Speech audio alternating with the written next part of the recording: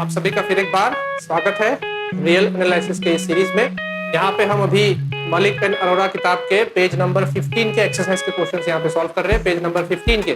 तो अगर आपके पास वो किताब है तो आप देख लीजिए, टैली कर लीजिए, आपको समझने में आसानी होगी। तो अभी जो है हमने अभी तक क्वेश्चन नंबर 4 तक कर लिया है, अच्छे से समझा दिया है। पिछले वीडियोज आप देख लीजिए। अभी हम क्वेश्चन 5 और 6 यहाँ पे डिस्कस करेंगे एक्सरसाइज के क्वेश्चन। तो यहाँ पे शो दैट द ग्रेटेस्ट और the smallest member of a set if it exists is unique. तो देखिए ये हमने पहले करके रखा है, कैसे करके रखा है हम आपको बताते हैं।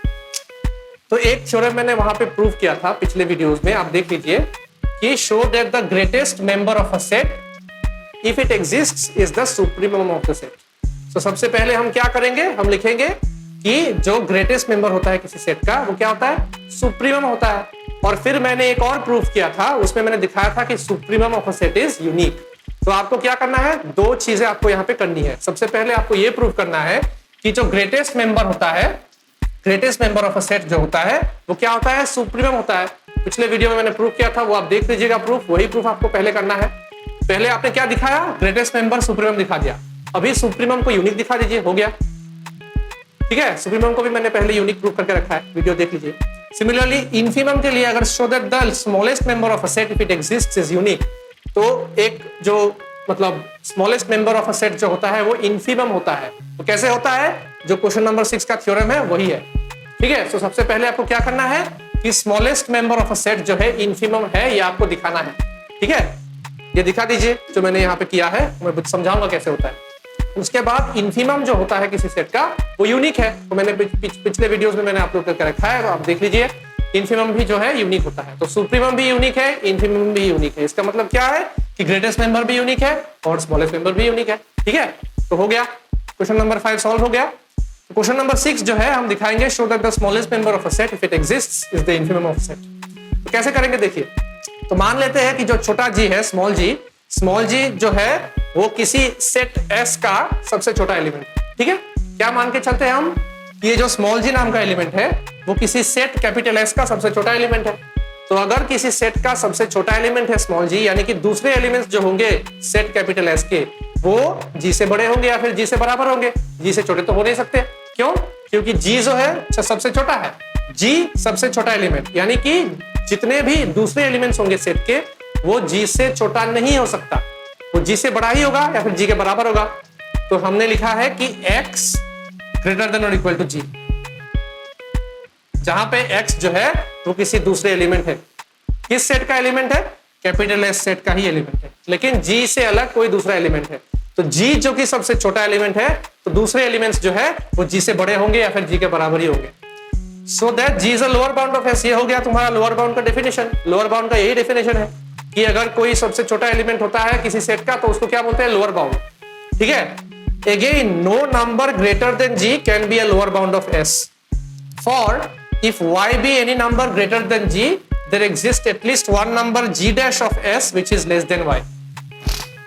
तो इसको आप इस एग्जाम्पल को मैं इस स्टेटमेंट को मैं एक एग्जाम्पल के जरिए समझाने की कोशिश करता हूं। ठीक है, तो मान लीजिए ये हो गया आपका सेट 0,1, बेसिक एग्जाम्पल है।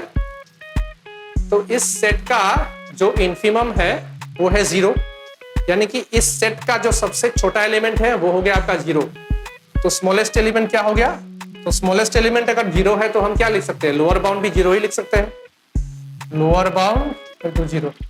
टैली करके देख लीजिए, हमने यहाँ पे क्या पकड़ा है, no number greater than G can be a lower bound of S। यानी कि जो लोअर बाउंड हमको मिला है उस लोअर बाउंड से बड़ा अगर कोई नंबर आप लेंगे तो वो बड़ा नंबर जो है वो लोअर बाउंड हो ही नहीं सकता।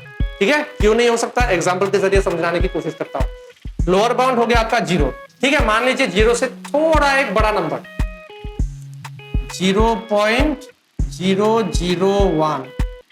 ठीक है, ये हो गया 0 से थोड़ा बड़ा नंबर। और यहाँ पे स्टेटमेंट क्या है, no number greater than G can be a lower bound of S। यानी कि G से बड़ा, यहाँ पे हमारा G है 0, तो 0 से बड़ा कोई भी नंबर इस सेट के लिए लोअर बाउंड नहीं हो सकता। क्यों नहीं हो सकता, क्योंकि अगर हमने पकड़ लिया कि 0.001 लोअर बाउंड है तो इसका मतलब है कि जितने भी एलिमेंट्स होंगे सेट के वो 0.001 से बड़े ही होंगे ना, छोटे तो नहीं हो सकते। लेकिन इस सेट का एक मेंबर जो है इस प्रकार का भी है ना, 0.0001। ये जो एलिमेंट है या फिर ये जो नंबर है, ये नंबर तो इस नंबर से छोटा है कि नहीं? तो अगर हम इस नंबर को लोअर बाउंड मान के चलेंगे, अगर हम 0.001 को लोअर बाउंड मान के चलेंगे, तो इसका मतलब क्या हो गया कि हमारे डेफिनेशन के अनुसार 0.001 से छोटा और नंबर इस सेट में नहीं हो सकता। लेकिन हमें तो ये वाला मेंबर मिल गया इस सेट का, जो इससे भी छोटा है, जो 0.001 से भी छोटा है। तो इसका क्या मतलब है कि 0.0001 भी जो है इस सेट का हिस्सा है और 0.001 से छोटा है। इसका मतलब है कि 0.001 जो है हमारा लोअर बाउंड नहीं हो सकता। सिमिलरली अगर हम मान के चलते हैं कि 0.0001 लोअर बाउंड है, तो इससे भी छोटा एक और नंबर मिल जाएगा हमें, 0.000001। ये एलिमेंट भी तो इस सेट का हिस्सा है ना, और ये एलिमेंट जो है इससे भी छोटा है। तो इसका मतलब हम इसको भी लोअर बाउंड नहीं मान सकते। तो हमारे पास क्या ऑप्शन है? तो हमें लोअर बाउंड 0 ही मानना पड़ेगा। 0 से बड़ा कोई भी नंबर हम लेंगे तो उसको हम 0 लोअर बाउंड नहीं मान सकते, 0 ही लोअर बाउंड है। ठीक उसी तरह हमने यहाँ पे लिखा है, no number greater than g can be a lower bound of s for if y be any number greater than g। ये मान लीजिए y है जो g से बड़ा है, g का मतलब क्या है? 0। ये g जो है 0 है और y जो है वो g से बड़ा है, तो क्या होगा? There exist at least one member g dash of s।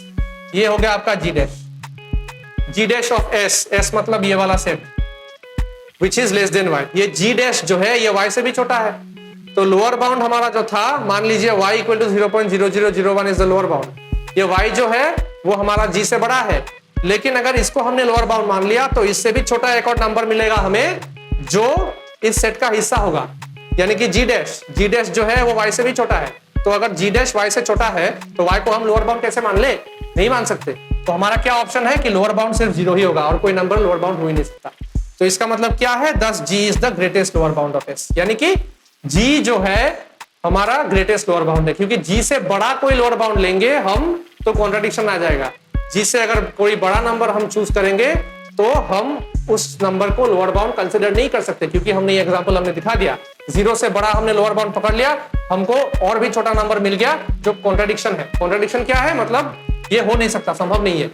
ठीक है, तो इसलिए 0 ही हमारा लोअर बाउंड है और सबसे बड़ा लोअर बाउंड है, क्योंकि 0 से बड़ा कोई भी नंबर लेंगे वो लोअर बाउंड नहीं होगा। 0.001 लोअर बाउंड नहीं है, 0.0001 लोअर बाउंड नहीं है। तो सबसे बड़ा लोअर बाउंड क्या हो गया? 0। तो सबसे बड़ा लोअर बाउंड का क्या मतलब है? ग्रेटेस्ट लोअर बाउंड, और ग्रेटेस्ट लोअर बाउंड क्या होता है? इन्फीमम होता है। तो इसलिए क्या हो गया? g is the greatest lower bound of s and hence the infimum of s, यानी कि g जो है वो ग्रेटेस्ट लोअर बाउंड है और इन्फीमम है s का। इसका क्या मतलब है कि smallest member of a set क्या होता है? इन्फीमम होता है। ठीक है, यहाँ पे ये प्रूव हो गया। Question number 6। यही तक था ये वीडियो। अगर आपको अच्छा लगा तो लाइक कीजिएगा वीडियो को, डाउट हो तो कमेंट सेक्शन में पूछिएगा और अपने दोस्तों के साथ ये वीडियो शेयर कीजिएगा ताकि उनको भी समझने में आसानी हो। Thank you.